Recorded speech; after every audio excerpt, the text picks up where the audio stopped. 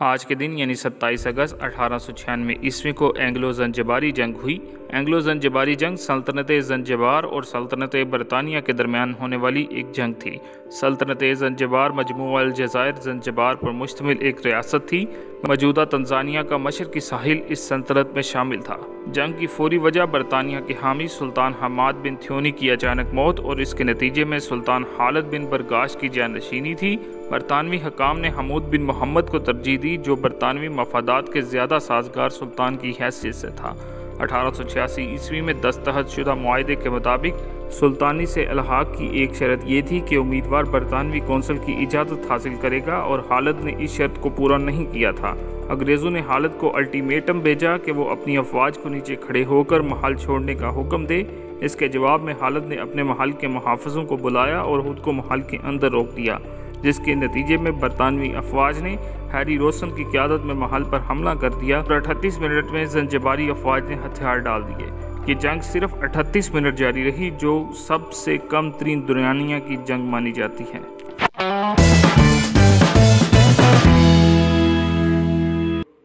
آج کے دن 1908 عیسوی کو ڈونلڈ جارج بریڈمن کی پیدائش ہوئی۔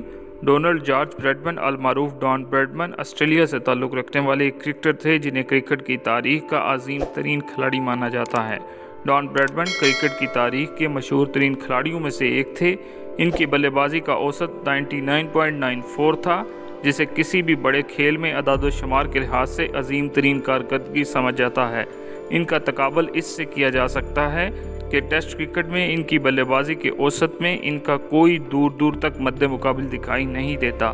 1948 عیسوی میں آسٹریلیا کے دورہ انگلستان کے آخری ٹیسٹ میں اگر وہ 4 رنز بنانے میں کامیاب ہو جاتے تو آج ان کا اوسط 100 سے زیادہ ہوتا، لیکن بدقسمتی سے وہ 0 پر آؤٹ ہو گئے اور یوں ان کا اوسط 99.94% ہے۔ ڈان بریڈمن 1931 عیسوی میں وزڈم کے سال کے 5 بہترین کھلاڑیوں میں سے ایک تھے۔ 1949 عیسوی میں سر کا خطاب دیا گیا۔ 1989 عیسوی میں آسٹریلیا کے اعلیٰ ترین شہری اعزاز companion of the order of Australia سے نوازا گیا۔ 2000 عیسوی میں بریڈمن کو ماہرین نے وزڈم کی صدی کے بہترین کھلاڑیوں کی فہرست میں شامل کیا۔ بریڈمن واحد کھلاڑی تھے جسے ماہرین کے گروہ کے تمام سورکان نے منتخب کیا تھا۔ 2002 عیسوی میں وزڈم نے بریڈمن کو ٹیسٹ کرکٹ کی تاریخ کا عظیم ترین بلے باز قرار دیا۔ بریڈمن کا نام اب آسٹریلیا میں محفوظ کر لیا گیا ہے اور ڈونلڈ بریڈمن کا نام سرکاری طور پر منظور شدگی کے علاوہ کسی استعمال میں نہیں لایا جا سکتا۔ آپ کی تصویر ڈاک ٹکٹوں اور سکوں پر چھپی اور آپ آسٹریلیا کی پہلی شخصیت ہے جن کی زندگی ہی میں ان سے معصوم ایک عجائب گھر قائم کیا گیا۔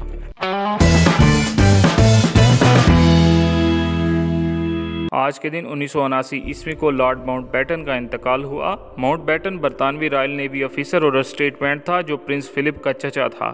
دوسری جنگ عظیم کے دوران Mountbatten supreme allied commander اور ساؤتھ ایسٹ ایشیا کمانڈر تھا۔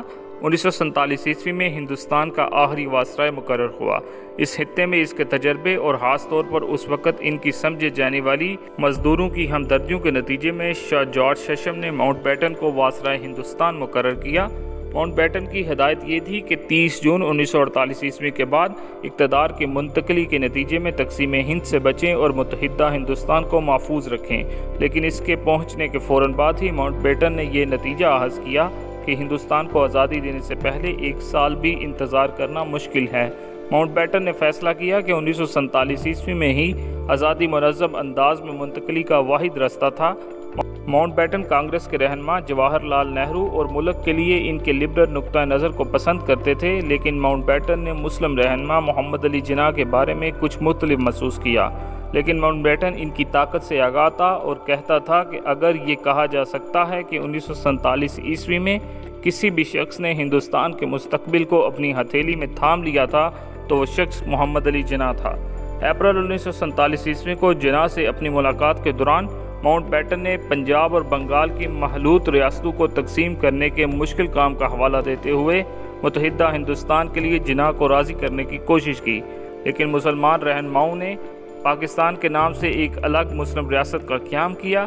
بنیادی طور پر ماؤنٹ بیٹن آزاد پورے ہندوستان کا گورنر جنرل بننا چاہتا تھا، لیکن تقسیم کے بعد ماؤنٹ بیٹن بھارت کا پہلا گورنر جنرل بنا۔ پھر 1954 سے 1959 عیسوی تک ماؤنٹ بیٹن فرسٹ سی لارڈ تھا۔ اس کے بعد ماؤنٹ بیٹن نے 1965 تک چیف آف ڈیفنس اسٹاف کی حیثیت سے فرائض سر انجام دیے تھے۔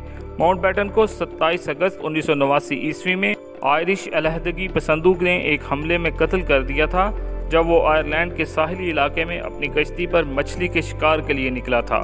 لارڈ ماؤنٹ بیٹن کی کشتی کو دھماکے سے اڑایا گیا تھا۔ یہ کوئی حادثہ نہیں تھا بلکہ حملہ آوروں کا نشانہ ماؤنٹ بیٹن ہی تھا۔